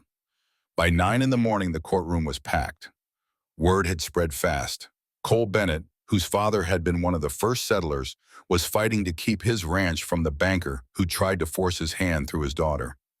Emma sat in the front row between Blake and Mrs. Henderson, her hands clenched tight in her lap. She'd barely slept, going over and over the contract language, praying she'd read it correctly. Cole sat at the defendant's table, his back straight, jaw set. He wore his best suit, the one he'd been married in when his parents wed passed down and altered. He looked every inch the rancher his father had raised him to be. At the plaintiff's table, Sterling and his lawyer from Denver sat with the confidence of men who believed they'd already won. Victoria sat behind them, her face carefully neutral. Judge Morrison entered, a man of 65 with iron gray hair and eyes that had seen every trick in the book. "All rise," the bailiff called. The hearing began. Sterling's lawyer was smooth, presenting the case with practiced ease. The contract was clear. Payment was due October 31st. Cole had missed a payment in February of the previous year, albeit by only 2 weeks. That late payment gave Sterling the right to accelerate the loan. Cole had defaulted. The law was on their side. The lawyer produced documents carefully organized, each one damning. The original contract, the payment records showing the February delay, the notice of acceleration sent 30 days prior. "Your Honor," the lawyer concluded, "this is a simple matter of contract law. Mr. Bennett borrowed money. He agreed to terms. He failed to meet those terms. Mr. Sterling has every right to foreclose." Judge Morrison looked at Cole. "Mr. Bennett, you're representing yourself." "Yes, Your Honor." Cole stood. Can't afford a lawyer after scraping together $3,000. A murmur ran through the courtroom. The judge's eyebrow raised. "You have the money." "In full. Tried to pay Mr. Sterling yesterday. He refused it." Sterling's lawyer jumped up. "Because payment was overdue, the deadline had passed." "By whose determination?" Cole asked, his voice calm but firm. "The contract states payment is due end of October. Yesterday was October 29th. Last I checked, October has 31 days. The lawyer's face reddened. The acceleration notice clearly stated payment was due immediately upon receipt, which was 30 days ago. Judge Morrison held up a hand. "Let me see the contract." The bailiff brought it forward. The judge read in silence, the courtroom holding its breath. After several minutes, he looked up. "Mr. Sterling, did the defendant attempt to pay you yesterday?" Sterling had to answer under oath. "He did." "The full amount owed on?" "Yes, but—" "And you refused this payment?" "The deadline had passed according to my notice of acceleration." The judge's expression hardened. "According to the original contract, payment is due October 31st. Your acceleration notice cannot supersede the original contract terms without the debtor's agreement to new terms. Mr. Bennett never agreed to new terms." Sterling's lawyer stood quickly. "Your Honor, the acceleration clause gives my client the right to demand immediate payment if—" "I can read, counselor." The judge's tone was sharp. "What I'm asking is whether Mr. Bennett was given reasonable opportunity to meet the original contract terms before foreclosure proceedings began." Before the lawyer could respond, Emma stood. "Your Honor," she said, her voice clear, despite her racing heart. "May I speak?" The judge looked surprised. "Young lady, this is not—" "I'm literate, Your Honor. I read this contract carefully." She moved forward, her limp pronounced in the silent courtroom, but her chin high. "May I approach?" Judge Morrison studied her for a long moment, then nodded. "Approach." Emma took the contract, with trembling hands found the section she'd marked. Section 7, paragraph 3.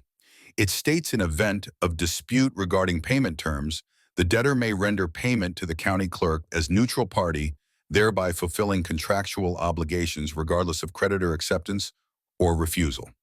The judge leaned forward, reading where she pointed. Emma continued, her voice growing stronger. "Mr. Sterling refused our payment yesterday. $3,000. In front of witnesses. That's a dispute. The contract provides remedy. We can pay the county clerk, satisfy our debt, and Mr. Sterling's refusal becomes irrelevant." The courtroom erupted. The judge banged his gavel for order. Sterling's lawyer was on his feet. "That clause pertains to disputes over the amount owed, not timing." Emma had prepared for this. She pulled a small book from her bag, a law text the minister had found for her. Colorado territorial law, revised 1872, states that any creditor refusing payment tendered in good faith forfeits right to claim default due to timing. We offered good faith payment, $3,000, the full amount. Mr. Sterling refused it. Under territorial law, that refusal means we're not in default. Judge Morrison took the law book, read the passage she'd marked. His expression shifted from skepticism to interest. "Mr. Sterling," the judge said slowly, "is it true you refused payment of the full amount yesterday?" Sterling, realizing the trap, hesitated. The timing was wrong. They were trying to avoid. "Answer the question. Did you refuse $3,000 when it was offered?" "Yes, but—" "And was this the full amount owed?" "Yes." The judge sat back. "Interesting." Sterling's lawyer tried to recover. "Your Honor, my client had every right to refuse late payment. The acceleration notice was sent when—" The judge interrupted. The lawyer shuffled papers. "September 29th. Giving Mr. Bennett 30 days to pay, which would make the deadline October 29th, which was yesterday, when payment was attempted." The judge looked at Sterling. "It seems to me, Mr. Sterling, that you refused payment on the very day your own notice said it was due." The lawyer started to object, but the judge held up his hand. "I'm not finished." He turned to the courtroom. "Is there anyone here who witnessed Mr. Sterling refusing payment yesterday?" Several hands went up.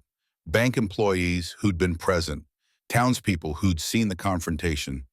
The judge nodded. "It appears we have ample evidence of refusal."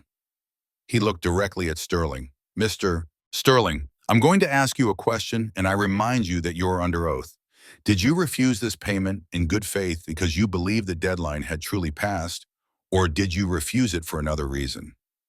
Sterling's face went pale. His lawyer whispered urgently in his ear. Before Sterling could answer, a voice came from behind him. "He did it for me." Victoria stood, her face pale but resolute. "Your Honor, may I testify?"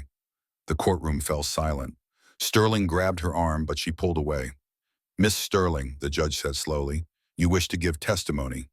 "I do." "Approach the witness stand." Victoria walked forward, her expensive dress rustling. She was sworn in, sat down, and folded her hands in her lap. The judge looked at her. "You have something to say about this matter?" Victoria took a breath. "My father refused the payment because I asked him to." The courtroom erupted again. The judge banged his gavel. "Explain," he said. "5 years ago, I was engaged to Cole Bennett. I broke it off because I wanted city life, society things I thought I couldn't have here." Her voice was steady, but her hands shook. "When I came back to Silverton and saw Cole with Emma, I realized I'd made a mistake. Not about leaving, but about thinking I could come back and pick up where we'd left off." She looked at her father. "I asked Father to use the loan to force Cole's hand, make him choose between the ranch and Emma. I thought if he lost the ranch because of her, he'd resent her. Or if he chose the ranch, I could comfort him." Sterling looked stricken. "Victoria, don't—" "I won't lie under oath, Father." She turned back to the judge. "My father loves me. He did what I asked. But it was wrong. Emma Harrison had nothing to do with any of this except being kind and making Cole happy. And I used my father's business to try to destroy that. She stood. Judge Morrison, everything the defense said is true. We refused good faith payment. We tried to manipulate the situation. And Cole Bennett doesn't deserve to lose his ranch because I couldn't accept that he'd moved on. The silence in the courtroom was absolute. The judge studied Victoria for a long moment. That took courage, Miss Sterling. She smiled sadly. Not really, just honesty, something I should have practiced more of 5 years ago. Judge Morrison looked at Sterling. Mr. Sterling, do you have anything to add to your daughter's testimony? Sterling seemed to have aged 10 years. No, Your Honor. The judge nodded. Then I'm ready to rule. He picked up his gavel. First, regarding the contract interpretation. Miss Harrison is correct. Section 7, paragraph 3 provides clear remedy when a creditor refuses payment. Additionally, Colorado territorial law supports her interpretation.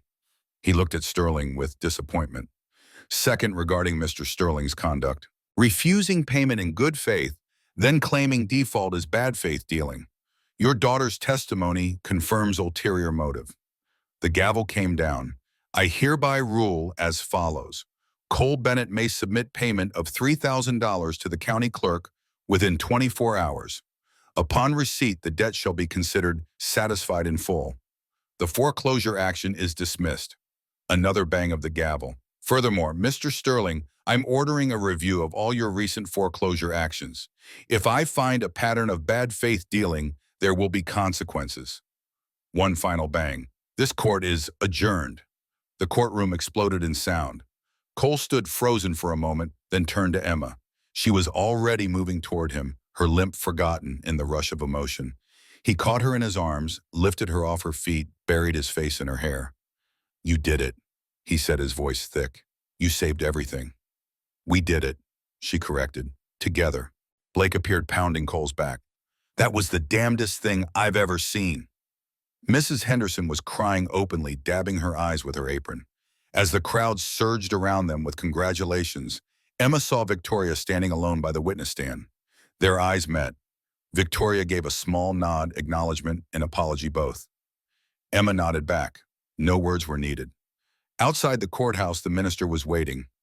Reverend Thomas, a man of 50, with kind eyes and a gentle manner. Congratulations on your victory, he said to Cole. Then he smiled. Now I believe you have other business with me. Cole looked down at Emma. I told you when I proposed properly you'd know it. He dropped to one knee right there on the courthouse steps in front of half the town. Emma Harrison, I don't have a ring yet. I don't have any guarantee except my word. But I love you with everything I am. Will you marry me today? Right now. Emma's tears flowed freely. Yes, God, yes. The Reverend halved. Well, then let's not waste time. I can perform the ceremony right here if you'd like. Here, Emma looked around at the crowd gathering. Cole stood, framed her face with his hands. Here, now, in front of everyone. So there's no doubt, no question. You're mine and I'm yours. And so they were married on the courthouse steps in Silverton, Colorado on October 30th, 1875. Blake stood as best man. Mrs. Henderson held wildflowers someone had grabbed from a nearby garden. The banker's wife cried. The shopkeeper beamed. Even some of Sterling's bank employees smiled. The vows were simple, heartfelt. When Reverend Thomas said, "You may kiss your bride," Cole did so thoroughly enough to make Emma blush and the crowd cheer. As husband and wife, they rode back to Prairie Wind in the buggy, the sun setting golden over the mountains, their future stretching before them like the valley below. That night in the small cabin Cole had built for them weeks ago in anticipation of this moment, Emma felt her last fears fall away. Cole was gentle, patient, treating her as if she were precious beyond measure.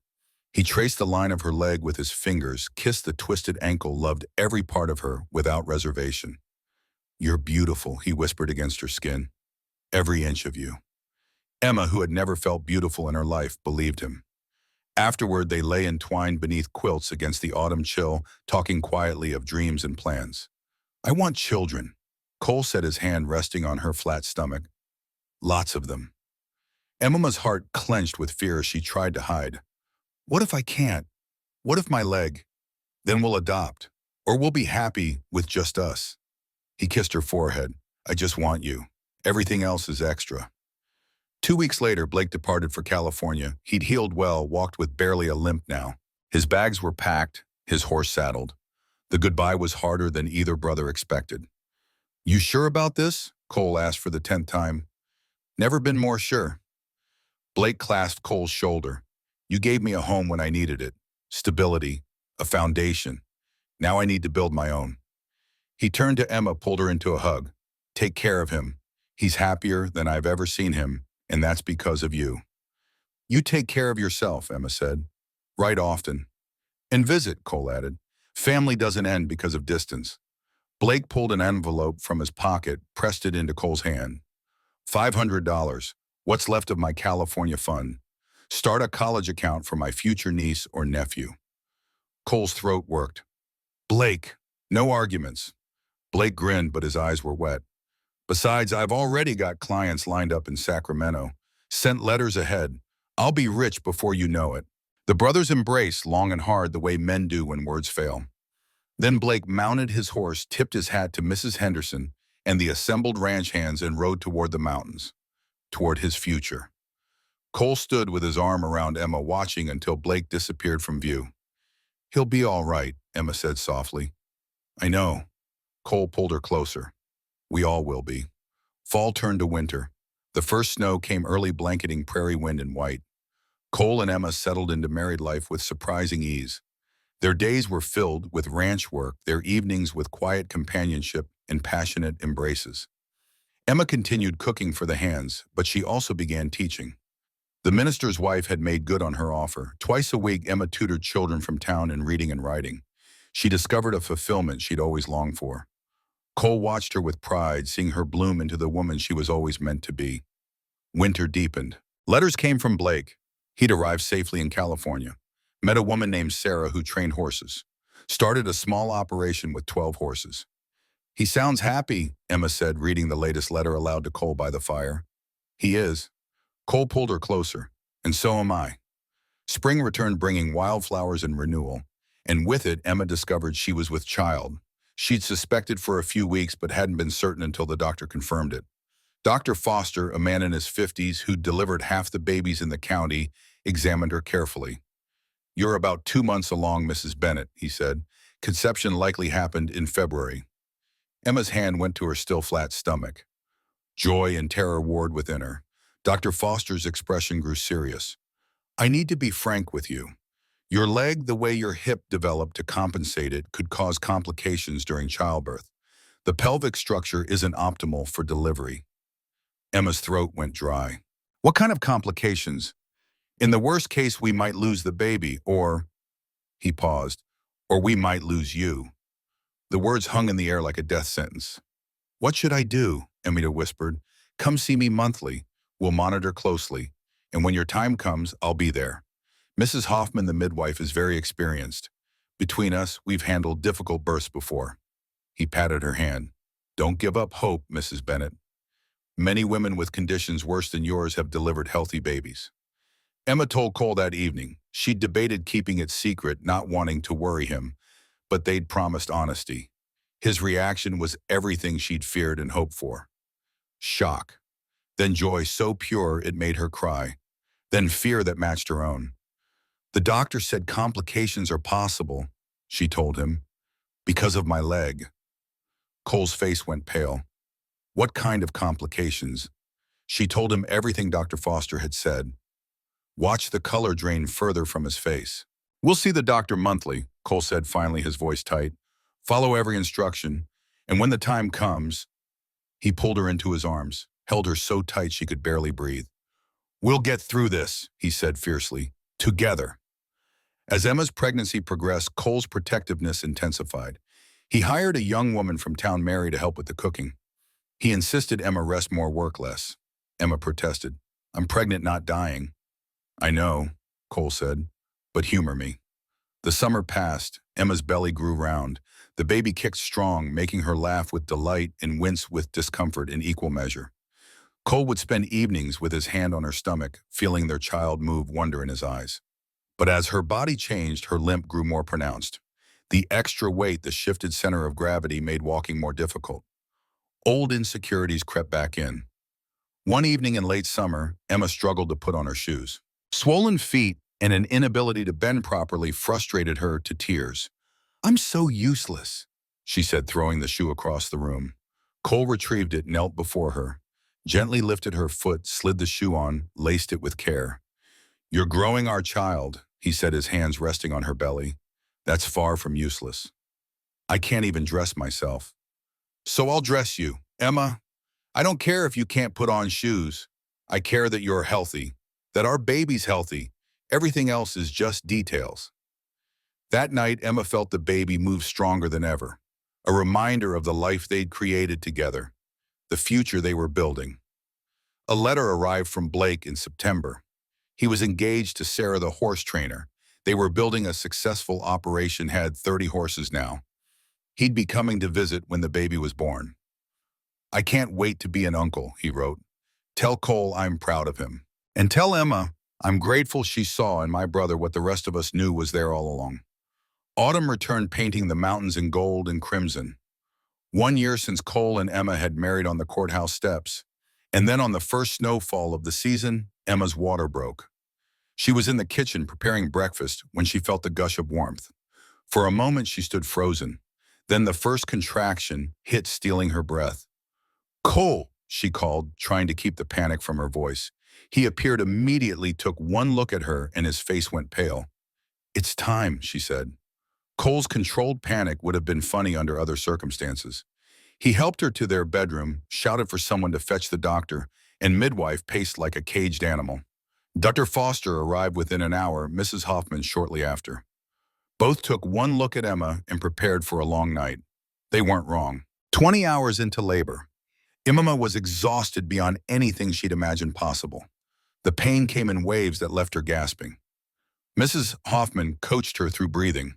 Dr. Foster monitored the baby's heartbeat. But Emma's hip, her pelvic structure, fought against the natural process. The baby couldn't descend properly. Cole paced the hallway outside, forbidden from entering. The old custom said birth was women's work. But he could hear Emma's cries through the door, and each one felt like a knife to his heart. Peterson sat with him, silent companionship from the old ranch hand who'd seen births before. "Waiting's the hardest part of being a man, boss," he said quietly. At hour 18, Dr. Foster emerged. His face was grave. "Mr. Bennett, your wife is exhausted. The baby's in distress. We may have to make a choice." Cole felt the world tilt. "What kind of choice?" "I may only be able to save one of them." The doctor's voice was gentle but firm. "I need your decision now. Who do I try to save if it comes to that?" Cole didn't hesitate. "Emma, save my wife." "Are you certain the child—" "Save Emma." His voice broke. "That's final. I can't lose her." "I won't." Dr. Foster nodded and returned to the room. Cole sank against the wall, buried his face in his hands. Peterson gripped his shoulder but said nothing. Inside the bedroom, Dr. Foster told Emma the situation, told her Cole's decision. Emma's response was immediate. "No, save the baby." Mrs. Hoffman and Dr. Foster exchanged glances. "Mrs. Bennett," the doctor said gently, "your husband doesn't get to make this choice." Emma's voice was weak but determined. "I didn't survive 22 years of being told I was broken just to give up now. I didn't walk across 3 states, marry the man I love, and carry this baby for 8 months to quit at the finish line." She gripped Mrs. Hoffman's hand with surprising strength. "One more try. I won't give up." Hoffman, who'd delivered babies for 30 years, saw something in Emma's eyes. The same steel that had carried her through everything life had thrown at her. "All right, girl," the midwife said. "One more try, but you have to push like your life depends on it. Because it does." Emma closed her eyes, thought of her parents gone but not forgotten. Her mother who'd called the lake God's punishment but had still loved her. Her father who'd taught her to read despite believing she'd never amount to anything. She thought of Cole, his gentle hands, his fierce love, the way he'd look past her leg to see her heart. She thought of Blake riding toward his dreams, of Mrs. Henderson's kindness, of a town that had learned to accept her. And she thought of the child inside her, the future, the legacy, the next generation of Bennetts who would grow up on this land. All right, she said, opening her eyes. Let's do this. Mrs. Hoffman positioned her. Dr. Foster prepared, and Emma pushed. She pushed with every ounce of strength she had left, pushed through pain that made her scream, pushed until the world narrowed to nothing but the need to bring this child into the world. And then impossibly miraculously, she heard it. A baby's cry. A boy. Dr. Foster announced, his voice breaking with emotion. A healthy boy.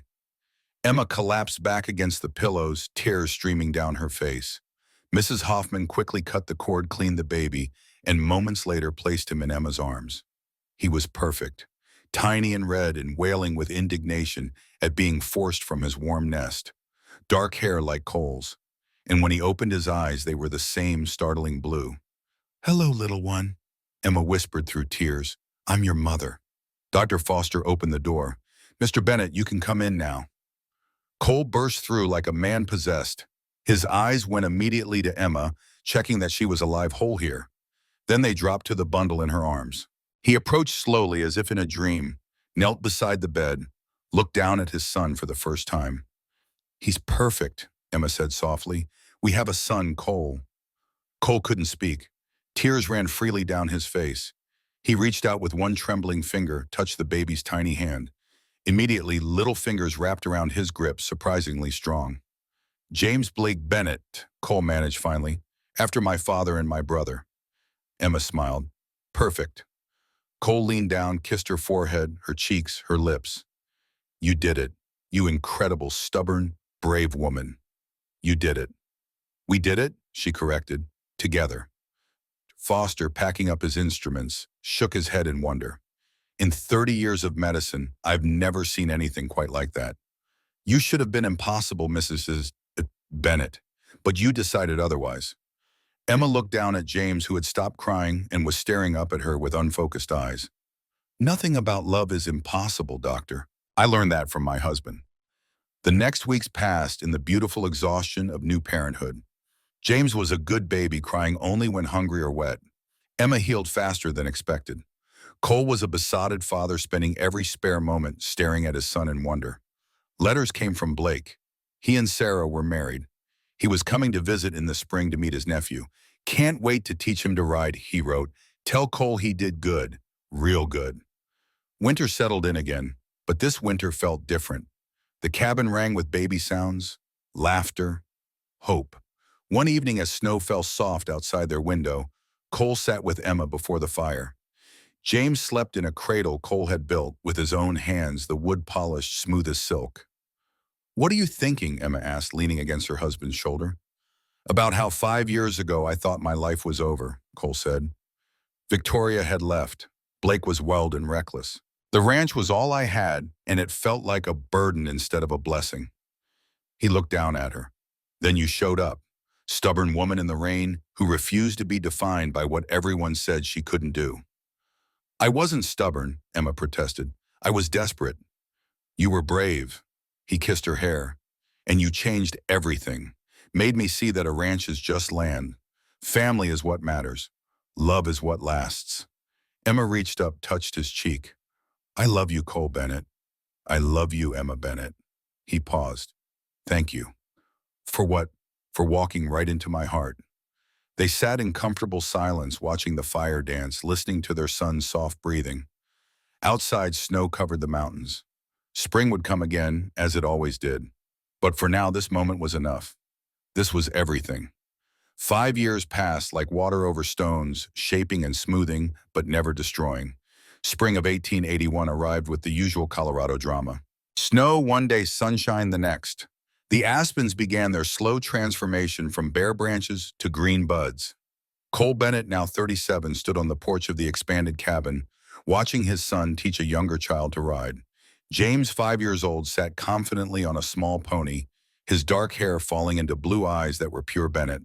Beside the pony, a little girl with her mother's green eyes clapped her hands in delight. Steady now, Jamie, Cole called. Horse can feel your confidence. The words were the same his father had used with him decades ago on this same land. The circle continuing, generation to generation. Emma emerged onto the porch, wiping flour from her hands. At 27, motherhood had softened some of her sharp edges, but none of her strength. Her hand unconsciously went to her swollen belly. 6 months pregnant with their third child. He's good with her, she said, watching James help 3-year-old Rose onto the pony in front of him. He's patient. Gets that from you. Cole pulled Emma close to his hand, joining hers on her stomach. How are you feeling? Fat, ungainly, beautiful. She smiled up at him, the usual. This pregnancy had been easier than the first. Dr. Foster said her body remembered what to do, but Cole still worried, would always worry. It was his nature. A wagon appeared on the ridge, moving fast. As it drew closer, Cole recognized the passengers and grinned. Blake Bennett jumped down before the wagon fully stopped, followed by a pretty woman with capable hands and kind eyes. Behind them, 2 children tumbled out, a boy of 4 and a girl of 2. "Uncle Blake!" James shouted, scrambling off the pony and running full tilt toward his uncle. Blake caught him, swung him around.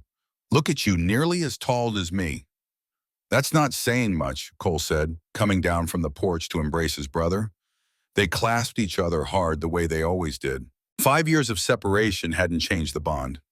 Sarah hugged Emma carefully, mindful of her belly. "You look wonderful."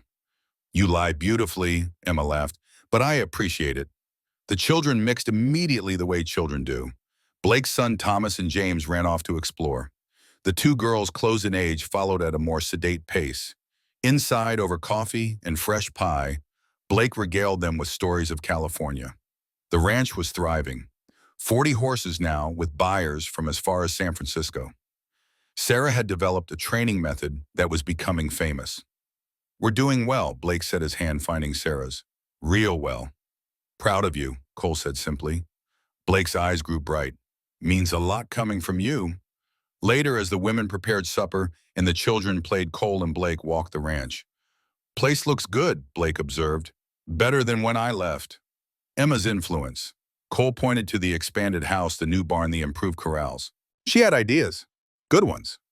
They stopped at the ridge where Cole used to stand alone, staring at mountains and wondering about his future. Now he stood with his brother, surrounded by the sounds of family. "Remember when you used to come up here and brood?" Blake asked. Cole snorted. "I didn't brood." "You absolutely brooded." Blake grinned, dark and moody, shouldering the weight of the world. "Someone had to."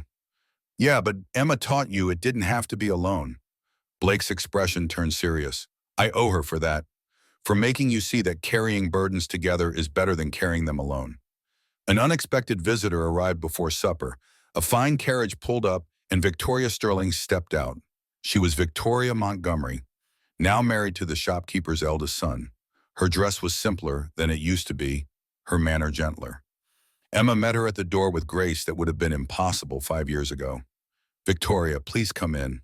"I won't stay," Victoria said. "I just wanted to bring something." She held out a package wrapped in brown paper. "For the baby, when it comes."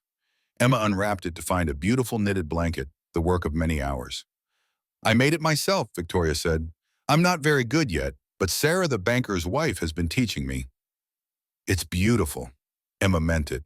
Victoria's eyes were bright. "I wanted to apologize. Again, for everything I did. The manipulation, the cruelty." "We've moved past it," Emma said gently. "You don't need to keep apologizing." "I know, but I need to keep saying it until I believe I've earned forgiveness." Victoria glanced past Emma to where Cole stood in the doorway holding Rose. "He's happy. You both are, I can see it." "We are." "Good." Victoria smiled, genuine warmth in it. "That's all I wanted to know. That the harm I tried to do didn't stick." She turned to leave, then paused. "Emma, thank you for showing me that happiness isn't about what you have. It's about who you love." After she left, Cole came to stand beside Emma. "That was unexpected." "People change," Emma said, folding the blanket carefully. "We did. Why shouldn't she?" Supper that evening was chaos and laughter. 2 families crowded around the table, children squirming, food passed hand to hand, stories flowing like wine. James tugged on Cole's sleeve. "Papa, tell the story about how you met Mama." Cole looked at Emma, who nodded. This had become a tradition, the story of their meeting. "Well, son," Cole began, settling back in his chair. "It was April of '75. A storm was coming to Silverton. I was there buying supplies when I saw a woman standing in the rain." Emma took up the story. And I saw a man who looked past what I couldn't do to what I could. James leaned forward, even though he'd heard this 100 times. Did you love each other right away? Cole and Emma exchanged a look full of history. No, Cole said. Love grew. Like good crops, it needed time and care. But once it took root, nothing could shake it. Later, after the children were asleep and Blake and Sarah had retired to the guest room, Cole and Emma sat on the porch. The same place they'd sat so many times before. The place where their story had really begun. Do you ever regret it? Emma asked softly, choosing me over the easier path. Cole pulled her closer. Not once. You gave me what the ranch never could. Real purpose. He pointed to the house where children slept safe and warm. That's legacy. Not land, not money. Family. Emma rested her head on his shoulder. Your father would be proud. I hope so. Cole's voice was quiet. But more important, I'm proud. Of us. Of what we built. They sat in comfortable silence, hands intertwined. The stars wheeled overhead. The mountains stood eternal. And in the house behind them, the future slept peacefully. 3 months later, Emma delivered another son. The birth was easier this time, her body knowing the way. They named him Quinn after Cole's father. Blake and Sarah stayed for a month helping with the new baby and the other children. When they finally left for California, it was with promises to visit every year. Family doesn't end because of distance, Blake said, echoing Cole's words from 5 years before. The years continued their march. James grew tall and serious, showing early signs of his father's quiet strength. Rose was pure sunshine, making everyone smile. Quinn was curious about everything, taking apart anything he could reach. Emma taught school 3 days a week now, a proper school building that the town had built with Cole's financial help. Her students adored her, never seeing her limp, only her passion for learning. Cole expanded the ranch not because he needed more, but because he could. Because he had sons to leave it to. Daughters who might want pieces of their own, a legacy to pass down. But the ranch was just land, he learned that. The real legacy was around his dinner table every night, was in the laughter of his children, was in the way Emma's eyes still lit up when he walked into a room, was in the stories he told his children about courage and love and looking past limitations to see hearts. One evening, many years after that rainy day in Silverton, Cole found Emma in the kitchen of their now much larger house. She was teaching Rose to make pie crust flour, dusting both their faces. He stood in the doorway watching, remembering the first time he'd seen her in a kitchen, nervous and determined. Now she moved with confidence, secure in her place and her value and her love. Emma looked up, it caught him, watching smiled the smile reserved just for him. What are you thinking? She asked. Cole crossed to her, pulled her into his arms despite Rose's giggling protest. About how people said no one would want the woman who limped. Emma's eyes grew soft. And a cowboy saw different. He touched her face. He saw her heart. Emma rose on her toes, kissed him, and she walked right into his. Rose made exaggerated gagging sounds. Gross papa, you're getting flour everywhere? They laughed, broke apart, returned to the simple joy of making pie with their daughter. But that night when the children were asleep and the house was quiet, Cole pulled out the journal he'd kept since his father died. The one where he recorded the important things. Births and deaths, hard winters and good harvests, decisions made and lessons learned. He wrote one final entry, April 1875 to April 1890. 15 years since Emma walked into my life. We've built something here. Not just a ranch, though prairie wind thrives. Not just a family, though our children are our greatest joy. We've built proof that love sees past all limitations. That strength comes in many forms. That the best legacy isn't what you leave behind in property, but what you leave behind in people. My father built this ranch from wilderness. I've built a family from love. And my children will build their own futures from the foundation we've given them. This is what it means to be a man. Not to shoulder burdens alone, not to measure worth in acres or cattle, but to love fiercely, choose wisely, and build something that lasts beyond yourself. Emma taught me that. The limping girl no one wanted became the woman who saved me, saved all of us. This is our legacy. This is our truth. This is our life, hard won and well lived, and I wouldn't change a single step of it. He closed the journal, set down his pen, and went to find his wife. Tomorrow would bring new challenges. The ranch always needed work. Children would need guidance. Life would continue its relentless march forward. But tonight, Cole Bennett was content. He'd buried 3 men on this land. 2 were his parents. The third was the lonely man he used to be. In their place, he'd planted something that would outlast stone and timber. Love, family, legacy. And it all started with a woman standing in the rain refusing to give up, refusing to be anything less than exactly who she was meant to be. Whole.